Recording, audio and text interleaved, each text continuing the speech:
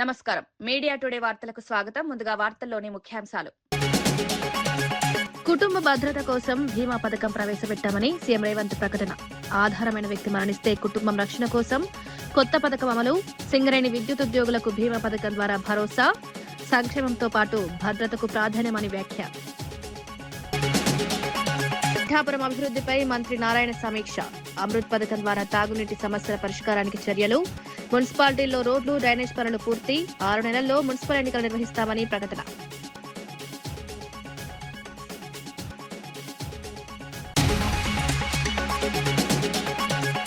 బీసీలకు 42% రిజర్వేషన్ కు కాంగ్రెస్ కట్టుబడి ఉందన్న మహేష్ గౌడ్. బీసీ చట్టాలను కేంద్రం ఆకట్టుకుంటోందని విమర్శలు. భవిష్యత్తులో తెలంగాణకు బీసీ సీఎం వస్తారని వ్యాఖ్య. సమాన హక్కుల కోసం కాంగ్రెస్ ప్రభుత్వం కట్టుబడి ఉందని వెల్లడి. లోక్సభలో చమురు నిల్వలపై ప్రధాని మోదీ కీలక వివరాలు వెల్లడి. దేశంలో 53 మిలియన్ మెట్రిక్ టన్నుల చమురు నిల్వలున్నాయని వ్యాఖ్య. ఇంధన భద్రత కోసం ముందస్తు చర్యలు తీసుకుంటామని స్పష్టం. ఎలక్ట్రిక్ వాహనాలు, ఇథనాల్ బ్లెండింగ్ కు ప్రాధాన్యమిస్తున్నామన్న మోదీ. డ్రగ్స్ నియంత్రణలో ప్రభుత్వం విఫలమైందన్న అమర్నాథ్ తీవ్ర విమర్శలు. యువత భవిష్యత్తు ప్రమాదంలో ఉందని ఆందోళన. డ్రగ్స్ సమస్య పెరుగుతోందని విమర్శలు. కఠిన చర్యలు తీసుకోవాలని డిమాండ్.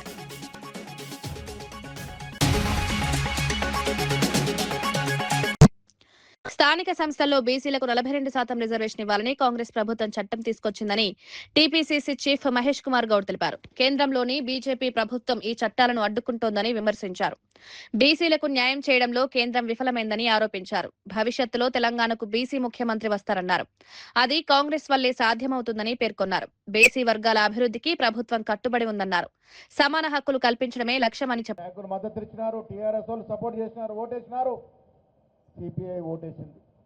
కానీ గవర్నర్ దగ్గర ఎందుకు పెండింగ్లో ఉందో ఇవాళ బీజేపీ నాయకులు చెప్పాలి. 2 చట్టాలు చేస్తే బీజేపీ ప్రభుత్వం చట్టాలని తొక్కిపెట్టింది. బీసీలకు నోటి కాడికి వచ్చిన ముద్దను ఎగ్గొట్టింది. రిజర్వేషన్ రాకుండా అడ్డుపడింది. అందుకే రేవంత్ రెడ్డి గారు, మేము ఎమ్మెల్యేలు, ఎమ్మెల్సీలు ఆంధ్రం పోయి ఢిల్లీలో కూర్చున్నాం 2 సార్లు. మోడీ దిగిరాలే. ఎస్సీ, ఎస్టీ, బీసీ, మైనార్టీలు కలిపితే మున్సిపల్ ఎన్నికల్లో 85% దాటుతా ఉంది. ఇది గతంలో సాధ్యమయ్యిందా? టీఆర్ఎస్ హయాంలో చేయగలిగినాడా? 23% కుదించినాడు ఆయన. బీజేపీ వాళ్ళు బీసీల వ్యతిరేకులు. నేను చాలా సందర్భాల్లో చెప్పాను, ఈ రాష్ట్రానికి బీసీ ముఖ్యమంత్రి అవుతాడనే మాట చెప్పినాను. రాబోయే రోజుల్లో అది కాంగ్రెస్ పార్టీలోనే సాధ్యమవుతుందని చెప్పినాను. మళ్ళీ చెప్తా ఉన్నాను, రాబోయే రోజుల్లో ఈ రాష్ట్రానికి బీసీ ముఖ్యమంత్రి అవుతాడు. అది కాంగ్రెస్ పార్టీ వల్లే అవుతాడు. రామచంద్రరావు గారు, నీకు దమ్ము, ధైర్యం ఉందా? బీజేపీలో బీసీని ముఖ్యమంత్రి చేస్తామని చెప్పే దమ్ముందా నీకు? కేసీఆర్, కేటీఆర్ ఈ మాట చెప్పగలుగుతారా? ఇది కాంగ్రెస్ లో సాధ్యం. కారణం రాహుల్ గాంధీ గారి యొక్క ఆలోచన విధానం, ఖర్గే గారి యొక్క ఆలోచన విధానం, దానికి రేవంత్ రెడ్డి గారి యొక్క మద్దతు. కాకినాడ జిల్లా పిఠాపురంలో మంత్రి నారాయణ పర్యటించి మున్సిపల్ కార్యాలయంలో అధికారులతో సమీక్ష నిర్వహించారు. అభివృద్ది పనులు, ప్రాజెక్టుల పురోగతిపై చర్చించారు. అమృత్ పథకం ద్వారా పిఠాపురంలో 60 కోట్లు, గొల్లప్రోలులో 40 కోట్లతో తాగునీటి సమస్య పరిష్కారానికి చర్యలు తీసుకుంటున్నామన్నారు. ప్రతి ఇంటికి స్వచ్ఛమైన తాగునీరు అందించడమే లక్ష్యమని చెప్పారు. డ్రైనేజ్, రోడ్లు, పార్కులు, వీధి లైట్లు పూర్తి చేస్తామని పేర్కొన్నారు. మున్సిపాలిటీ అభివృద్ధికి ప్రణాళికాబద్దంగా చర్యలు తీసుకుంటున్నామన్నారు. ప్రజల అవసరాలకు అనుగుణంగా అభివృద్ధి చేస్తామని వివరించారు.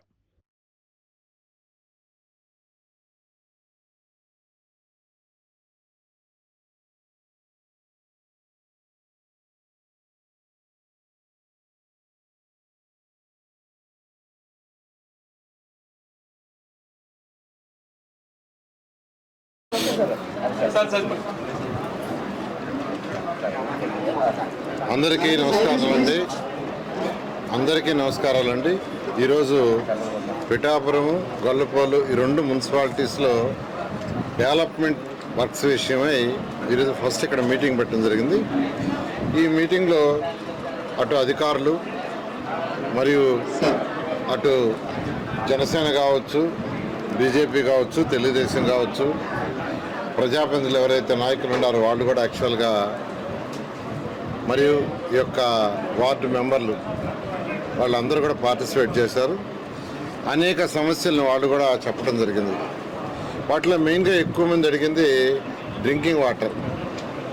అయితే గౌరవనీయ ముఖ్యమంత్రి గారు కావచ్చు, డిప్యూటీ సీఎం గౌరవనీయ పవన్ కళ్యాణ్ గారు కావచ్చు, ప్రతి ఇంటికి వాటర్ ట్యాప్ కనెక్షన్ ఇవ్వాలి, స్వచ్ఛమైన నీరు వీలైనంత వరకు సర్ఫేస్ నుంచి తీసుకొచ్చి ట్రీట్ చేయాలనే ఉద్దేశంతో అటు జలజీవన్ రూరల్లోను అర్బన్లో వచ్చేలకు అమృత్ స్కీమ్లో టేకప్ చేశారు.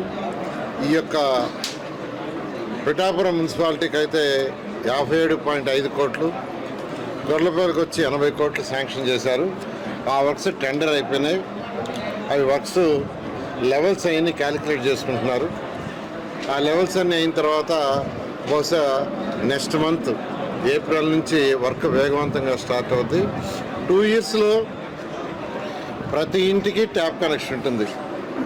అటు డిప్యూటీ సీఎం అయినా సీఎం గారైనా చెప్పేది ఒకటే, వీధిలో ట్యాప్ వేయటం కాదు, వీధిలో ట్యాప్ ఉండకూడదు, ఇంటికి ట్యాప్ కనెక్షన్ ఇవ్వాలి. అది కూడా స్వచ్ఛమైన వాటరు, ట్రీటెడ్ వాటరు, వీలైనంత వరకు నదుల నుంచి సర్ఫేస్ వాటర్ డ్రా చేయాలని ఆ విధంగా ఈరోజు రాష్ట్రం మొత్తం మున్సిపాలిటీలు అయితే 14,000 కోట్లతోనూ, ఐ థింక్ రూరల్ అయితే 28,000 కోట్లతో జలజీవన్లో ఈరోజు వాటర్కి సంబంధించి రాష్ట్రంలో జరుగుతున్నాయి. ఈ యొక్క పిఠాపురంలో అనేక మంది సమస్యలు మెయిన్గా చెప్పింది ఏంటంటే వాటర్ సమస్యలే చెప్పారు. దానికి పరిష్కారం ఇబ్బంది లేకుండా చేస్తాము. అదేవిధంగా ఏదైతే యూజ్డ్ వాటర్ ఉందో, అంటే బాత్రూమ్ నుంచి కానీ, టాయిలెట్స్ నుంచి కానీ, కిచెన్ నుంచి వచ్చిన వాటర్ డ్రైన్స్లో బయటకు వస్తుంది. ఆ వచ్చిన వాటర్ని ట్రీట్ చేసి మళ్ళీ కాలువలో వదలాలి. ప్రజెంట్ ఆ సిస్టమ్ లేదు. కానీ ఖచ్చితంగా ఈ రాష్ట్రంలో ఉన్న 123 మున్సిపాలిటీస్లో యూజ్డ్ వాటర్ ఏదైతే ఉందో దాన్ని ట్రీట్ చేసి, అక్కడ మాట్లాడొద్దని చెప్పు, ట్రీట్ చేసి అడిగిపోయి చెప్పు, నువ్వు బాగా అడిగిపోయి చెప్పు, ట్రీట్ చేసి కెనాల్స్లో వదిలే విధంగా చేయటానికి ఈరోజు పిఠాపురానికి 14.6 కోట్లతో స్వచ్ఛాంధ్ర. కుటుంబానికి ఆధారమైన వ్యక్తి మరణిస్తే ఆ కుటుంబం అనాథ కాకూడదనే లక్ష్యంతో బీమా పథకం ప్రవేశపెట్టామని సీఎం రేవంత్ రెడ్డి తెలిపారు.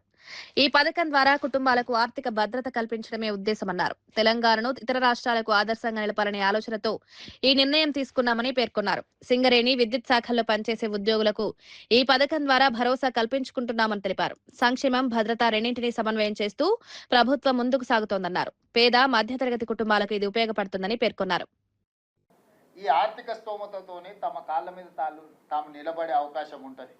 లేకపోతే అత్తగారింటిలో జీవించాలన్నా, అమ్మగారింటికి వెళ్ళాలన్నా, అమ్మగారింటి దగ్గర ఆదరణ లేకపోతే వాళ్ళు ఎక్కడికి వెళ్ళాలి, లేకపోతే అత్తగారింట్లో కుటుంబ సమస్యలు వస్తే ఎక్కడికి వెళ్ళాలి. ఇట్లాంటి మధ్యతరగతి కుటుంబాలలో ఈ సమస్యను చాలా నేను చూస్తూ ఉంటాను. ఎందుకంటే ఎమ్మెల్యేగా కానీ, ప్రజాప్రతినిధిగా నా దగ్గరికి ఆ కుటుంబ తగాదాలతోని ఏదైనా మీరు సూచన చేయండి, లేకపోతే ఏదైనా సహాయం చేయండి అని ఎంతోమంది వస్తుంటారు. వాళ్ళందరి సమస్యల్ని చూసినప్పుడు మంత్రివర్గ సహచరులతో, ముఖ్యంగా బట్టి విక్రమార్క గారితో చర్చించి దీనికి మనం శాశ్వతంగా ఒక పరిష్కారము, మన రాష్ట్రం ఇతర రాష్ట్రాలకు ఒక ఆదర్శంగా నిలబడే విధంగా మనం ఆలోచన చేయాలి. ఏదైనా వీళ్ళని ఆదుకోవడానికి మనం ప్రయత్నం చేయాలన్న ఆలోచన నుంచి వచ్చిందే ఈ పథకం. మొదట సింగరేణి సంస్థలో, ఆ తర్వాత విద్యుత్ శాఖలో, ఈరోజు రాష్ట్ర ప్రభుత్వంలో సంపూర్ణంగా దీన్ని ఈరోజు అమలు చేస్తున్నాం. ఈరోజు సురేష్ కుటుంబానికి, ముక్తార్ బేగ్ కుటుంబానికి చెరొక ₹1 కోటి చెక్కును ప్రదానం చేసే కార్యక్రమం తీసుకున్నాం.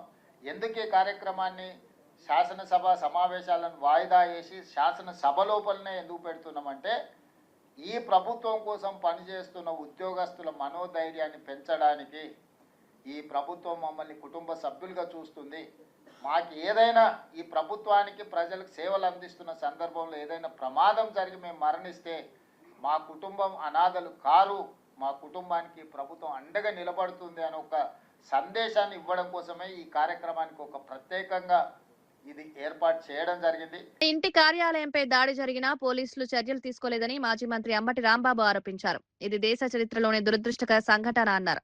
సాధారణంగా పోలీసులు స్వయంగా కేసు నమోదు చేయాల్సి ఉంటుందన్నారు. అయితే తాను ఫిర్యాదును చేసిన తర్వాతే కేసు నమోదు చేశారని విమర్శించారు. చట్ట వ్యవస్థపై ప్రజలకు నమ్మకం తగ్గేలా ఇలాంటి ఘటనలు జరుగుతున్నాయని పేర్కొన్నారు. బాధ్యులపై కఠిన చర్యలు తీసుకోవాలని డిమాండ్ చేశారు.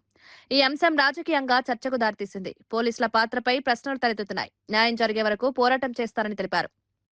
అభిప్రాయపడుతున్నా 37వ తారీఖున 5 గంటల నుంచి రాత్రి 12:20 వరకు మా ఇంటి మీద, ఆఫీస్ మీద పెద్ద ఎత్తున దాడి చేశారు. ఒక విధంగా చంపడానికి ప్రయత్నం చేశారు. ఇల్లుని, ఆఫీస్ని ధ్వంసం చేశారు. నా ప్రాపర్టీని అన్నింటినీ కూడా, కార్లు, అక్కడ ఉన్న ఫర్నిచర్ అంతా ధ్వంసం చేసేటటువంటి కార్యక్రమం చేశారు. 7 గంటల 20 నిమిషాల పాటు విధ్వంసాన్ని సృష్టించారు. ఆ తర్వాత నన్ను అరెస్ట్ చేశారు, జైలుకి పంపించారు. 18 రోజుల తర్వాత న్యాయస్థానాల తీర్పుతో నేను బయటకు రావటం జరిగింది. ఆ తర్వాత నా ఇంటి మీద జరిగినటువంటి దాడి ప్రపంచమంతా చూసినా కూడా police has not taken any action. చాలా దురదృష్టం. అది భారతదేశ చరిత్రలోనే చాలా దురదృష్టం. నేను కంప్లైంట్ ఇచ్చేంతవరకు అసలు యాక్షన్కి వెళ్ళలేదు, కేసు కూడా రిజిస్టర్ చేయలేదు. జనరల్గా పోలీసులు ఏం చేయాలంటే ఒక సంఘటన జరిగితే సూమోటివ్గా కేసు బుక్ చేయాలి. నా ఇంటి మీద 31వ తారీఖున జరిగినటువంటి దాడి కానీ, సంఘటన కానీ police has not registered even a case. 1వ తారీఖున నన్ను కోర్టులో ప్రొడ్యూస్ చేసిన తర్వాత కోర్టు వారి యొక్క అనుమతితో నా లీగల్ అడ్వైజర్ చెప్తే కంప్లైంట్ రాసి సంతకం పెడితే ఆ కంప్లైంట్ తీసుకెళ్ళిస్తే 2వ తారీఖున కేసు బుక్ చేశారు. ఎవరి మీద? నా ఇంటి మీద దాడి చేసిన వారి మీద నేను ఇచ్చిన కంప్లైంట్ను పురస్కరించుకొని. అప్పుడు దాకా ఆగాల్సిన అవసరం లేదు. Police has to register a case suo motu. చేయలే అంటే ఇట్ సీమ్స్ పోలీసులు, తెలుగుదేశం వారు కుమ్మక్కై నా మీద దాడి చేశారు అనేటువంటి భావన కలిగే విధంగా ప్రవర్తించారు. సరే, కేసు రిజిస్టర్ చేశారు. ఏం కేసు రిజిస్టర్ చేశారో తెలుసా? అందరికీ అర్థమయ్యే విధంగా చెప్తాను. 127 class 2, 189 class 2, 324 class 4, 329 class 4, 351 class 2 read with 190 BNS. All are below 7 years. మీకు తెలుసు కదా, 7 years లోపుగా శిక్ష పడే అవకాశం ఉన్నటువంటి కేసుల్లో పోలీసు వారే బెయిల్ ఇచ్చి పంపించవచ్చు. ఇది చట్టం. అందువల్ల ఈ కేసులు మాత్రమే రిజిస్టర్ చేసి వాళ్ళందరూ బెయిల్ ఇచ్చి పంపిస్తారు. ఇంకో విషయం చెప్పనా మీకు, నా మీద కూడా ఇదే కేసులు. All are 7 years below. నాకు మాత్రం బెయిల్ ఇవ్వాలి పోలీసు వారు. డ్రగ్స్ నివారణలో ప్రభుత్వం విఫలమైందని మాజీ మంత్రి గుడివాడ అమర్నాథ్ విమర్శించారు. నియంత్రించాల్సిన ప్రభుత్వ పెద్దలే దీన్ని ప్రోత్సహిస్తున్నారని ఆరోపించారు. కూటమి ప్రభుత్వానికి ఓటేసిన ప్రజలు ఈ విషయంపై ఆలోచించాలన్నారు. రాష్ట్రంలో డ్రగ్స్ సమస్య పెరుగుతోందని ఆందోళన వ్యక్తం చేశారు. యువత భవిష్యత్తు ప్రమాదంలో పడుతోందన్నారు. ప్రజలు కఠిన చర్యలు తీసుకోవాల్సిన అవసరం ఉందని సూచించారు. రాబోయే ఎన్నికల్లో ప్రజలు దీనికి సమాధానం ఇస్తారని పేర్కొన్నారు. డ్రగ్స్ పై పోరాటం కొనసాగిస్తామని స్పష్టం చేశారు. కనీసం నిస్సిగ్గుగా పార్లమెంట్లో కూడా అడుగుపెట్టి మళ్ళీ తిరిగి ప్రసంగాలు ఇచ్చేటువంటి పరిస్థితి వచ్చిందనంటే ఒకసారి ప్రజల్ని ఆలోచన చేయమని కోరుతూ ఉన్నాం. మనం ఎవరికి ఓటేసాం, ఓటేసినటువంటి వారు ఏం చేస్తూ ఉన్నారు.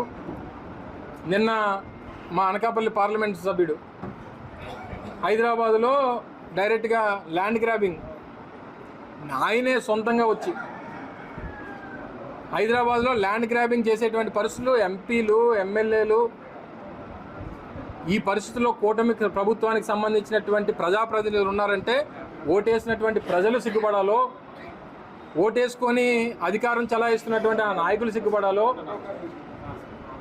లేదా ఈ పరిస్థితి ఉన్నందుకు ఈ రాష్ట్ర ప్రజలు బాధపడాలో తెలియనటువంటి పరిస్థితిలో ఉన్నారు. తప్పకుండా వీటన్నిటికీ సమాధానం అనేటువంటిది ఎప్పుడు కూడా ఎన్నికల్లోనే దీనికి సమాధానం దొరుకుతుంది. దాని వరకు మా తాలూకా పాత్ర ప్రతిపక్షంగా వైఎస్ఆర్ కాంగ్రెస్ పార్టీ, జగన్మోహన్ రెడ్డి గారి నాయకత్వంలో మా పాత్ర మేము పోషిస్తాం.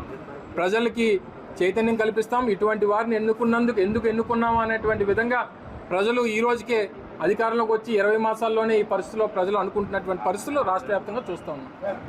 టీడీపీ ఎంపీ పుట్ట మహేష్ పై వచ్చిన డ్రగ్స్ ఆరోపణలపై ఎమ్మెల్యే పుట్ట సుధాకర్ యాదవ్ స్పందించారు. తన కుమారుడు ఎలాంటి తప్పు చేయలేదని స్పష్టం చేశారు. అతనికి హార్ట్ ఆపరేషన్ జరిగిందని, పల్స్ రేట్ నియంత్రణలో ఉండాల్సిన అవసరం ఉందన్నారు.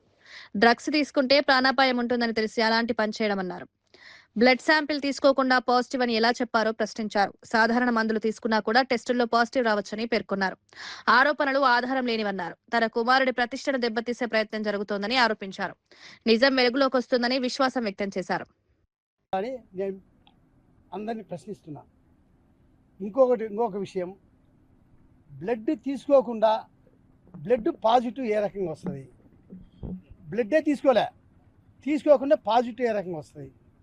బ్లడ్ వాళ్ళు చెప్పిన మాట ప్రకారం బ్లడ్ తీసుకున్నామన్నా బ్లడ్ రిపోర్ట్ అవ్వాలంటే మినిమం 48 అవర్స్ పడుతుంది. మినిమం 48 అవర్స్ రిపోర్ట్ అవ్వాలా. ఎందుకంటే మేము ఇమీడియట్గా ఢిల్లీలో ఏఎమ్స్లో బ్లడ్ రిపోర్ట్ ఇస్తే వాళ్ళు 48 అవర్స్ లోపల బ్లడ్ రిపోర్ట్ ఇవ్వలే. ఆ బ్లడ్ రిపోర్ట్లు కూడా నెగిటివ్ వచ్చింది. అంటే ఇవన్నీ ఆ తర్వాత యూరిన్ శాంపిల్స్ మొదటిసారి తీసుకున్నప్పుడు 5 నుంచి 10 నిమిషాల లోపల రిజల్ట్ చెప్పారు. రెండోసారి యూరిన్ శాంపిల్ తీసుకున్నప్పుడు 5 గంటల నుంచి తీసుకొని 10 గంటల లోపల చెప్పారు. అంటే 5 గంటలు దానికి అవసరమా? అంటే దీంట్లో ఎంత జరిగిందని మీరే ఆలోచించుకోవాలా. నేనేం చెప్పాలనుకోలే. ఎందుకంటే ఇవన్నీ వాస్తవాలు మీ దృష్టికి చెప్పాలా.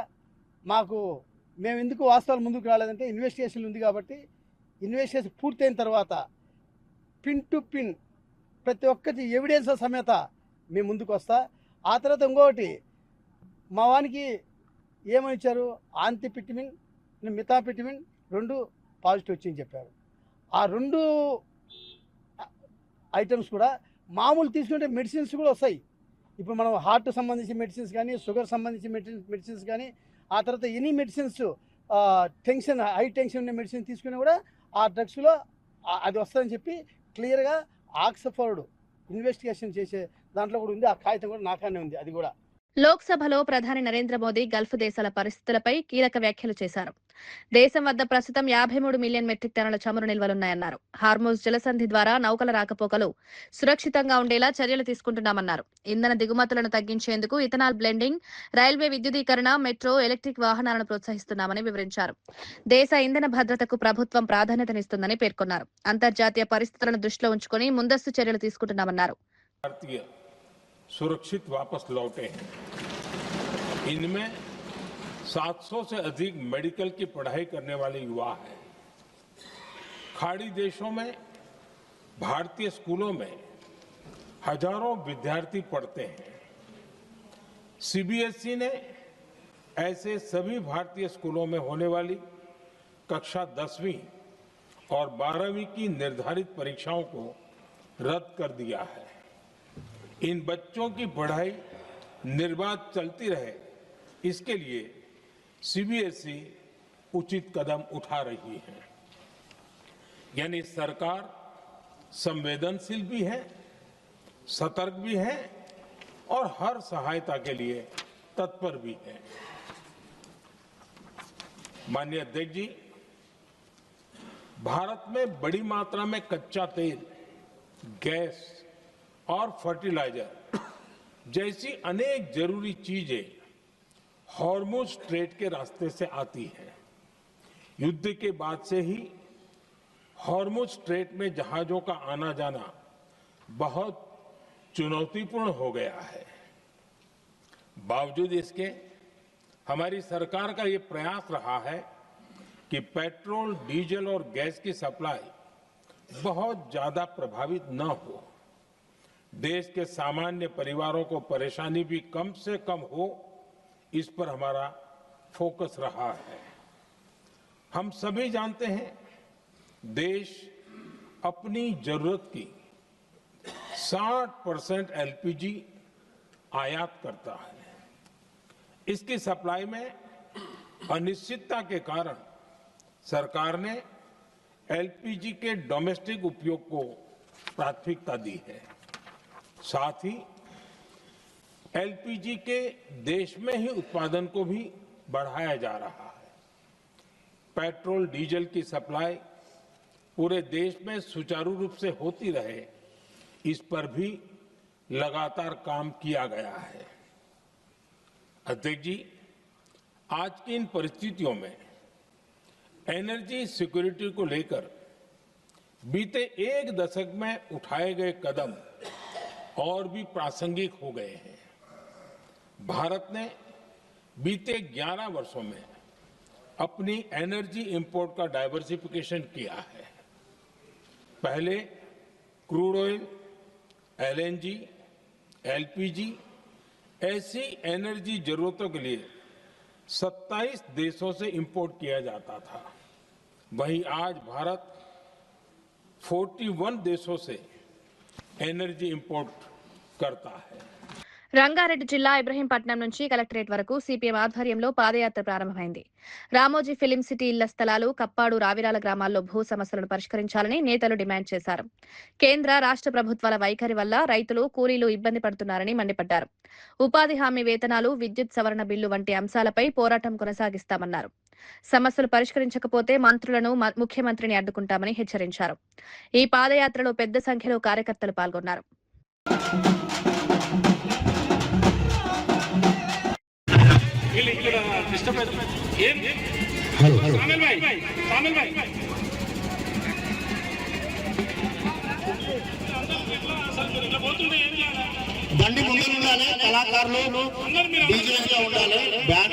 దేశ స్వాతంత్రం కోసం ఉరికాంబానెక్కినటువంటి భగత్ సింగ్, రాజ్గురు, సుఖదేవుల వర్ధంతి సందర్భంగా ఈరోజు రంగారెడ్డి జిల్లా ఇబ్రహీంపట్నం నుంచి ప్రజా సమస్యల పరిష్కారం కోసం కేంద్ర రాష్ట్ర ప్రభుత్వాల వైఫల్యాలకు వ్యతిరేకంగా ఈరోజు ఇబ్రహీంపట్నం నుంచి కలెక్టర్ ఆఫీస్ వరకు పాదయాత్ర ప్రారంభించడం జరుగుతుంది. రామోజీ ఫిలిం సిటీలో 700 మందికి సంబంధించినటువంటి ఇండ్ల స్థలాలు ఇచ్చినా సరే ఆ ఇండ్లను స్వాధీనం చేసుకోకుండా అడ్డుకొని అరెస్టులకు పాల్పడుతున్నది ప్రభుత్వం. అట్లాగే కప్పాడు గ్రామంలో 90 ఎకరాలకు పైగా సాగు చేసుకుంటుంటే పట్టాలు ఇవ్వడం లేదు. రావిరాల గ్రామంలో 800 ఎకరాల భూమిని ఇచ్చినటువంటి రైతులకు ఇండ్ల స్థలాలు ఇస్తామని చెప్పి ఇప్పటివరకు వాళ్ళకు పట్టాలు ఇవ్వడం లేదు, రిజిస్ట్రేషన్లు చేయడం లేదు. అట్లాగే రంగాపూర్ గ్రామంలో అడవి భూమిని సాగు చేసుకుంటున్నటువంటి వాళ్ళకు పట్టాలు ఇస్తామన్నటువంటి జరగట్లేదు. వ్యాప్ సిటీ రైతులు ఈరోజు ఈ కార్యక్రమంలో పాల్గొంటున్నారు. అట్లాగే ఇక్కడ ఉండేటటువంటి యాచారం జిల్లాలో నిర్వాసితులైనటువంటి భూ సమస్యలకు గురవుతున్నటువంటి వాళ్ళ సమస్యలు ఇక్కడంతా కూడా ఉన్నాయి. ఉపాధి హామీ చట్టాన్ని నిర్వీర్యం చేస్తుంది కేంద్ర ప్రభుత్వం. ఉపాధి హామీ పనిచేస్తున్నటువంటి వాళ్ళు 5-6 వారాలు గడిచిన వాళ్ళకు వేతనాలు ఇవ్వడం లేదు. రైతు విత్తన బిల్లును తీసుకొచ్చి విత్తన బిల్లు ద్వారా రైతులకు వ్యతిరేకంగా వివరిస్తున్నారు. కార్మికుల హక్కుల్ని కాలరాసేటటువంటి కోడ్ను తీసుకొచ్చారు. విద్యుత్ సవరణ బిల్లును తీసుకొచ్చి విద్యుత్తును ప్రైవేటు పరం చేసి రైతులకు ఉచిత విద్యుత్ లేకుండా చేసేటటువంటి చర్యలకు పాల్పడుతున్నారు. అడవి హక్కుల చట్టాన్ని సవరిస్తూ ఆ సాగు చేసుకుంటున్న కాంగ్రెస్ ప్రభుత్వం ప్రవేశపెట్టిన బడ్జెట్ పై బీఆర్ఎస్ నేత గోపాల్ ముద్రాజ్ తీవ్ర విమర్శలు చేశారు. ఇది అంకెల గారడి తప్ప ప్రజలకు ఉపయోగపడేలా లేదన్నారు. ఎన్నికల ముందు ఇచ్చిన 6 గ్యారెంటీల అమలులో ప్రభుత్వం విఫలమైందని ఆరోపించారు. వికారాబాద్ జిల్లా అభివృద్ధికి ప్రత్యేక నిధులు కేటాయించలేదని విమర్శించారు. గతంలో బీఆర్ఎస్ ప్రభుత్వం తెచ్చిన నిధులను కూడా నిలిపివేశారన్నారు. రైతు భరోసా, పెన్షన్ల పెంపుపై స్పష్టత లేదని ధ్వజమెత్తారు. ప్రజల నమ్మకాన్ని ప్రభుత్వం కోల్పోతుందని పేర్కొన్నారు. ఈ వ్యాఖ్యలు రాజకీయంగా చర్చకు దారితీశాయి. మరి రాష్ట్ర ప్రభుత్వం ఏదైతే బడ్జెట్ ప్రవేశపెట్టిందో ఆ బడ్జెట్ అంకెల గారడి, మాటల గారడి తప్ప అందులోపల ప్రజోపకారమైనటువంటి పద్ధతులు ఏం లేవు. మరి ప్రభుత్వం ఎంతసేపు ఎలక్షన్స్ ముందు ఒక మాట, ఎలక్షన్స్ అయిన తర్వాత అధికారం చేపట్టిన తర్వాత ఒక మాట అనే విధంగా నడుస్తుంది. మరి ఎలక్షన్కు ముందు మనం అందరం చూసినాం 6 గ్యారెంటీల పేరిట ప్రజల ఓట్లు దానికోనికే మోసం చేసినటువంటి కాంగ్రెస్ పార్టీ మరి ఏదైతే 6 గ్యారెంటీలు ఒక బాండ్ రూపంలో ఇచ్చి ఆ 6 గ్యారెంటీలను కూడా ఈరోజు నెరవేర్చలేదు. మనందరికీ తెలుసు 6 గ్యారెంటీలు మొదటిది అందులో మహాలక్ష్మి అనే ఒక గ్యారెంటీని పెట్టారు. ఆ గ్యారెంటీ లోపల 3 మళ్ళా సబ్ డివిజన్స్ ఉన్నాయి. మహాలక్ష్మి మహిళకు నెలకు 2500 ఇవ్వాలనేది ఒకటి, 500 గ్యాస్ సిలిండర్ ఒకటి, ఆర్టీసీ ఉచిత ప్రయాణం ఒకటి. ఇవి 3 పెట్టిరు. కానీ మనం అందరు చూడనికే ఆర్టీసీ ఉచిత ప్రయాణం తప్పిస్తే 2500 కానీ గ్యాస్ సిలిండర్ 500 కానీ మీరు ఎవరిని అడిగినా పబ్లిక్ మాకు వస్తలేదా అని చెప్తున్నారు. ఎవరికి కూడా రాలేదు. మరి బడ్జెట్ ఇది 3వ బడ్జెట్ పెట్టింది కాంగ్రెస్ ప్రభుత్వం ఏర్పడి. కనీసం ఆ 6 గ్యారెంటీల కన్నా గ్యారెంటీ ఇస్తుంది అనేటువంటిది ఆశతో పబ్లిక్ ఎదురు చూస్తుంది. కానీ ఇల్లు కట్టిస్తామన్న ప్రభుత్వం ఆ వైపున ఆ దిశగా ఎలాంటి ప్రయత్నం లేదు.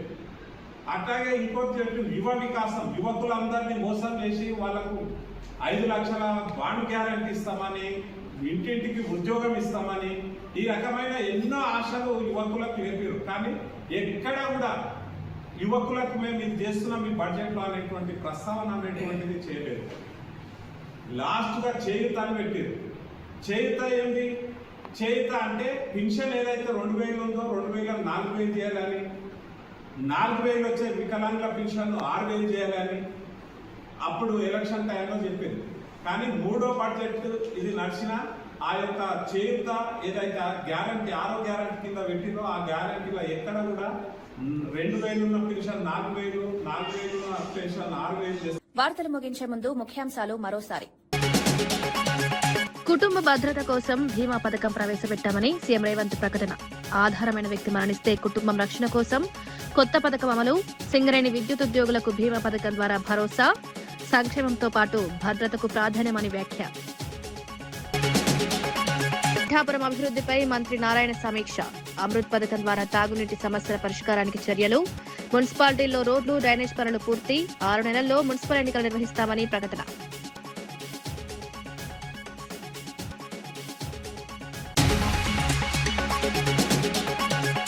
బీసీలకు 42% రిజర్వేషన్ కు కాంగ్రెస్ కట్టుబడి ఉందన్న మహేష్ గౌడ్. బీసీ చట్టాలను కేంద్రం ఆకట్టుకుంటోందని విమర్శలు.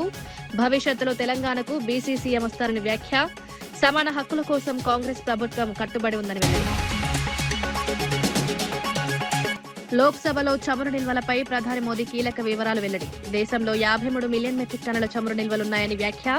ఇంధన భద్రత కోసం ముందస్తు చర్యలు తీసుకుంటామని స్పష్టం. ఎలక్ట్రిక్ వాహనాలు, ఇథనాల్ బ్లెండింగ్ కు ప్రాధాన్యమిస్తున్నామన్న మోదీ. డ్రగ్స్ నియంత్రణలో ప్రభుత్వం విఫలమైందన్న అమర్నాథ్ తీవ్ర విమర్శలు. యువత భవిష్యత్తు ప్రమాదంలో ఉందని ఆందోళన. డ్రగ్స్ సమస్య పెరుగుతోందని విమర్శలు. కఠిన చర్యలు తీసుకోవాలని డిమాండ్.